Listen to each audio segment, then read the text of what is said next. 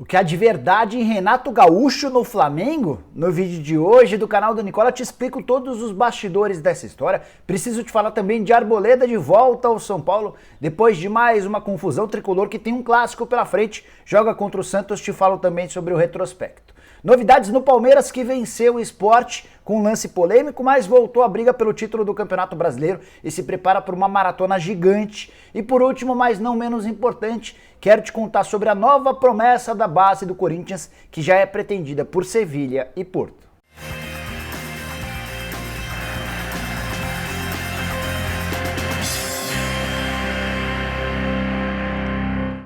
Fala aí pessoal, sou o Jorge Nicola, bem-vindos a mais um vídeo do canal. Ótimo domingo para todo mundo, e antes de passar as informações, pedir para vocês deixarem um like no vídeo. É importante porque o YouTube reconhece os vídeos com muitos likes como vídeos legais e recomenda para mais gente. Queria pedir para vocês também se inscreverem no canal, é bem básico, só apertar esse botãozinho vermelho de inscreva-se. Aproveita e ativa também o sininho. Toda vez que você ativa o sininho, você passa a receber os vídeos e também recados de lives. Por falar em lives, a gente vai ter uma live hoje aberta para todo mundo a partir das 18 horas, logo depois que a bola parar de rolar para Santos e São Paulo, ou São Paulo e Santos, e também Flamengo e Ceará.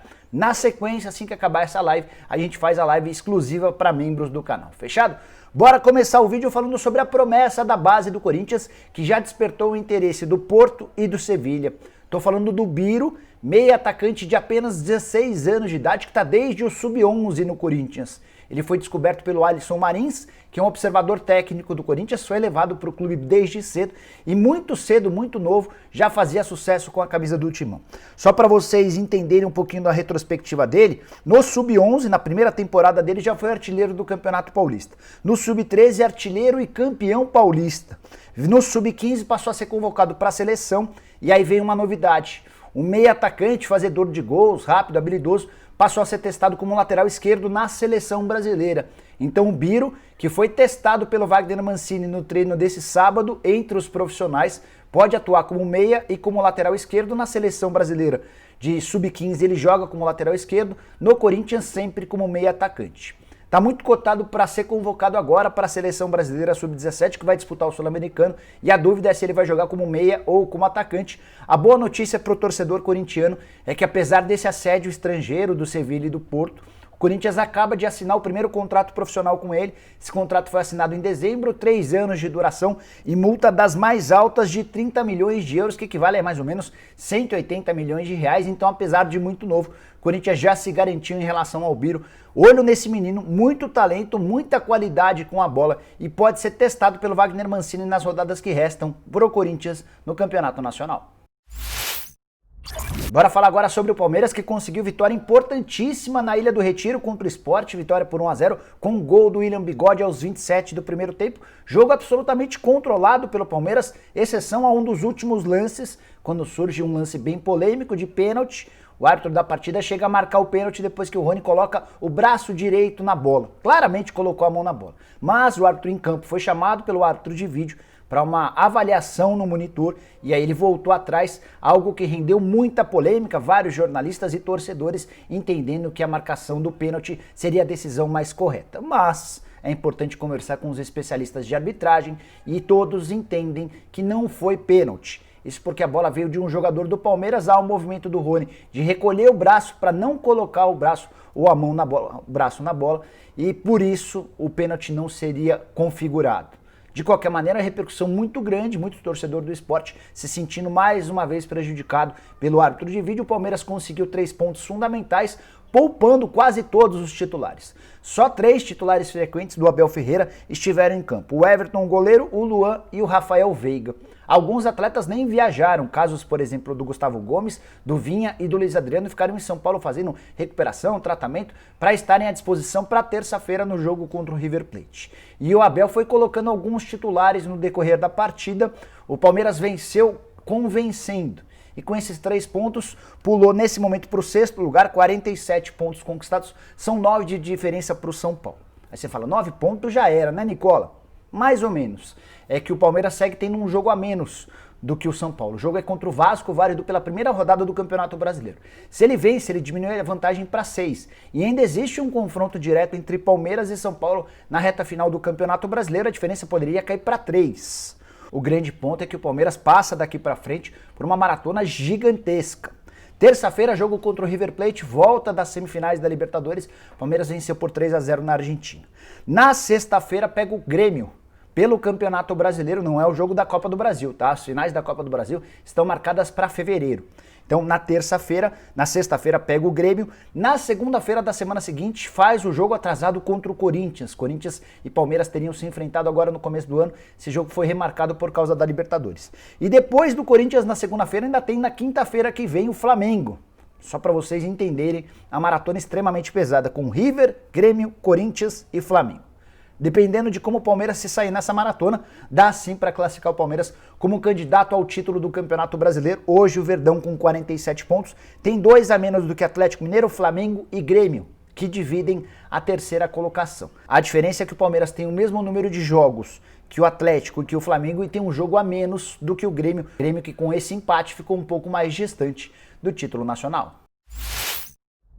Quero falar agora sobre São Paulo e Santos que se enfrentam na tarde desse domingo, jogo importantíssimo, especialmente para o São Paulo. Para o Santos o jogo tem validade pequena.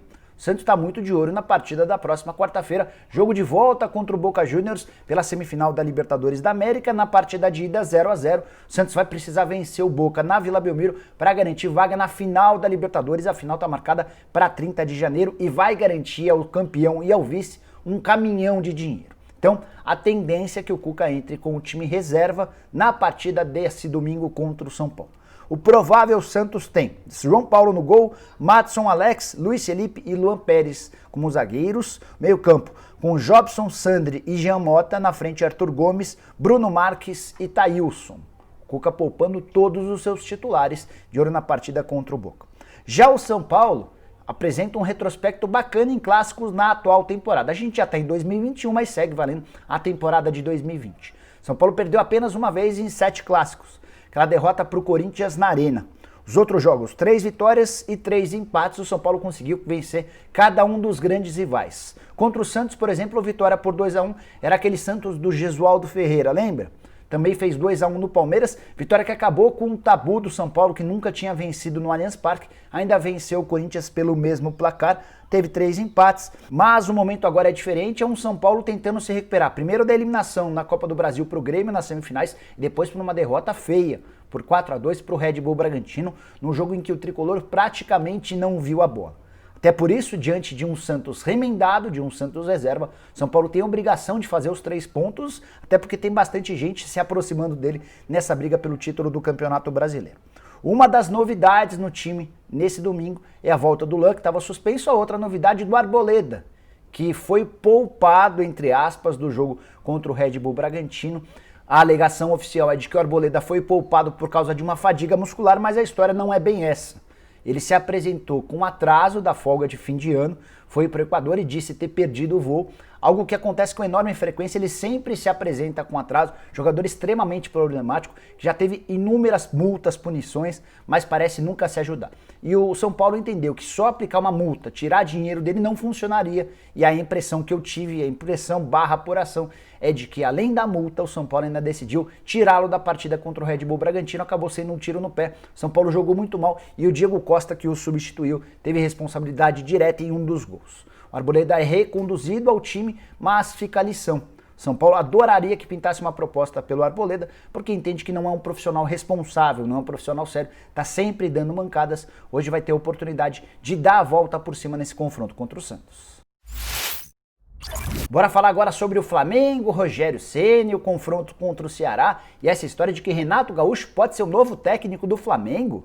Bom, vamos lá. Começar sobre o jogo. Flamengo e Ceará se enfrentam a partir das 4 da tarde no Maracanã e o Flamengo tem de ganhar ou tem de ganhar.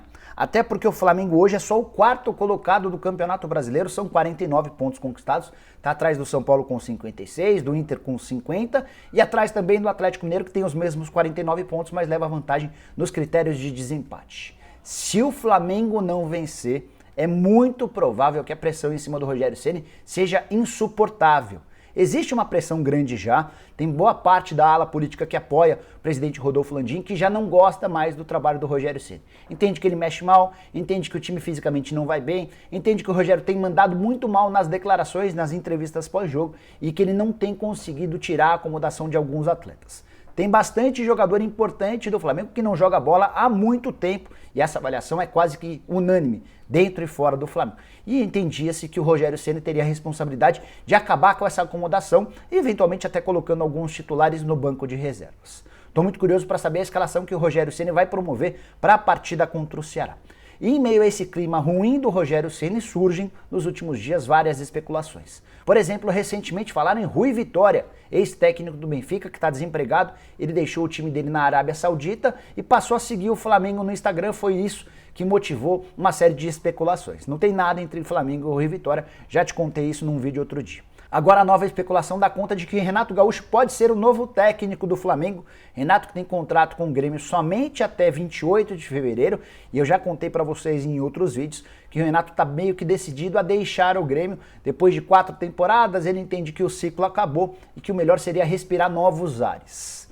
Bom, foi o suficiente para que bastante gente já começasse a associar a possibilidade de o Renato Gaúcho deixar o Grêmio e assumir o Flamengo no lugar do Rogério Ceni. O Bruno Spindel, que é o gerente de futebol do Flamengo, chegou a dar uma entrevista para o Paparazzo para falar a respeito da situação do Rogério Ceni. E eu separei algumas declarações dele, abre aspas. Não tem qualquer tipo de conversa em pensamento sobre qualquer outro treinador. Confiança total no Rogério Ceni, vamos contudo lutar pelo título, fecha aspas. Nessa mesma entrevista ele chegou a elogiar a metodologia de treinos, a forma como o Rogério Ceni incentiva e cobra os jogadores, enfim, fez o papel dele. Ninguém esperava que um diretor, um gerente de futebol do Flamengo fosse cornetar o Rogério Ceni de forma pública no momento em que o Rogério já está bastante fragilizado. Mas vamos falar sobre o Renato. Qual é a possibilidade de o Renato Gaúcho ser contratado? A menos que a coisa tenha mudado radicalmente de alguns meses para cá, posso te garantir que o Renato Gaúcho era carta fora do baralho da diretoria do Flamengo, enquanto o clube era dirigido por Jorge Jesus. É porque o Renato acabou entrando numas divididas, especialmente com o técnico português, e queimou seu filme por completo, com esses atuais dirigentes do Flamengo. Outra coisa que queimou demais o filme do Renato Gaúcho no Flamengo foram as derrotas para o Jorge Jesus. Teve aquele 5-0 acachapante, e aí a curiosidade, o bastidor, é que o Jorge Jesus chegava nos mais próximos, nos dirigentes mais próximos e dizia como venceria o time do Renato Gaúcho, e o Renato não era capaz de desarmar essas estratégias montadas pelo português. Teve um episódio bem bacana que é legal de contar. O JJ chegou a treinar 10 minutos com o time de um jeito, porque era nesses 10 primeiros minutos do jogo contra o Grêmio que ele atuaria, e depois todo o restante do treino de outra maneira.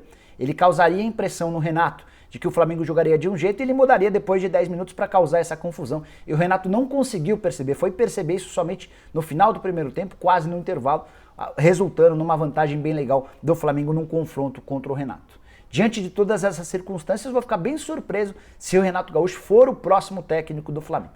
O departamento de futebol do Fla segue muito atrelado, muito ligado ao Rogério Ceni. O Marcos Braz e o Bruno Spindel querem a manutenção do Rogério. Mas o Rogério precisa de resultados, a começar por essa tarde. Se empatar ou perder para o Ceará, não vou dizer que ele vai cair, mas vai ficar uma pressão bem grande e vai ficar por um fio. Bom, pessoal, eram essas as informações que eu queria dividir com vocês no vídeo de hoje do canal do Nicola. Espero que vocês tenham curtido o vídeo e deixem um like. Quem ainda não se inscreveu, aperta esse botãozinho vermelho e passa a ser inscrito do canal do Nicola a caminho de 1 milhão de inscritos aqui no YouTube. Para completar, lembrando que hoje tem live a partir das 6 da tarde, aberta para todo mundo. Assim que acabar a live, a gente começa a live para membros. Aquela live exclusiva, que os membros participam com áudio e vídeo. E eles vão mandando mensagens, conversando, a gente, enfim, debate sobre tudo. Se você quiser virar membro do canal do Nicola, eu vou deixar na descrição desse vídeo um link, você clica lá, escolhe qualquer um dos planos e passa a ser membro do canal. Fechado? Nos vemos a partir das 6. Até lá, tchau, tchau!